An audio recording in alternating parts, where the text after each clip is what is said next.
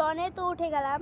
আর এখন দেখো গাইস কি ভয়ঙ্কর পানি, দেখতে পাচ্ছ গাইস কি সুন্দর গাইস, অনেক ভয়ঙ্কর এই জায়গাটা।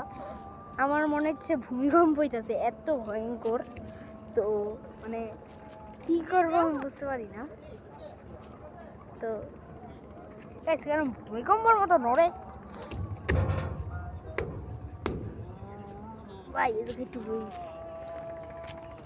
তো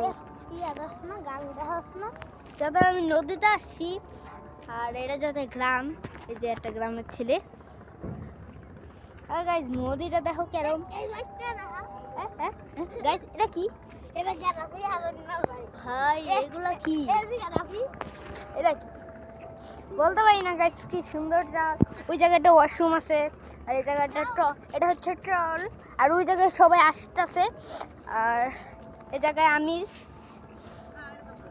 গাইস ট্রলে আসছি।